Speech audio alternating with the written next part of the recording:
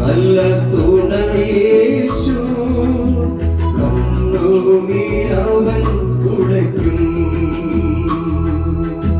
കഷ്ടങ്ങളിൽ നല്ല തുണയേശു, കണ്ണുനീരവൻ തുടയ്ക്കും.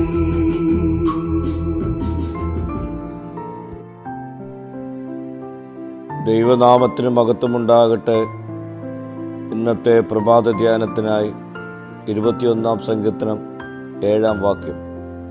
രാജാവ് യഹോവയിൽ ആശ്രയിക്കുന്നു, അത്യുന്നതൻ്റെ കാരുണ്യം കൊണ്ട് അവൻ കുലുങ്ങാതിരിക്കും. രാജാവും യഹോവയും തമ്മിലുള്ള ബന്ധത്തിൻ്റെ ആഴം ഈ വാക്യത്തിലൂടെ വർണ്ണിക്കുന്നു. രാജാവിന് യഹോവയിലുള്ള ആശ്രയമാണ് രാജാവ് കുലുങ്ങാതിരിക്കുവാനുള്ള കാരണം.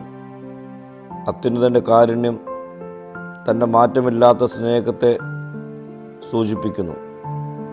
ഈ കാരുണ്യത്തോടുള്ള പ്രതികരണമാണ് ആശ്രയബോധം.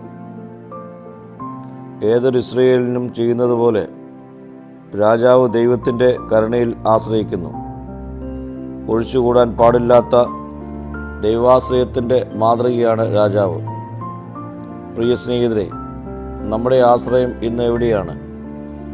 മാറിപ്പോകുന്ന അനേകം ആശ്രയങ്ങൾ നമുക്ക് ചുറ്റും ഇന്നുണ്ട്. എന്നാൽ അവയിൽ ആശ്രയം കണ്ടെത്താതെ എന്നും നിലനിൽക്കുന്ന ആശ്രയമായ ദൈവത്തിൽ നമുക്ക് അഭയം കണ്ടെത്താം. കുലുക്കമുണ്ടാകുന്ന ജീവിതത്തിൽ കുലുങ്ങാതെ നിലകൊള്ളുന്ന കർത്താവിൽ നമുക്ക് ആശ്രയിക്കാം.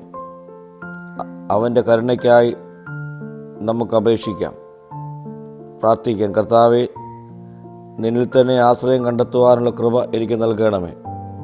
മഹത്വം നീ എടുക്കണം. യേശുവിൻ്റെ നാമത്തിൽ തന്നെ. ആമീൻ.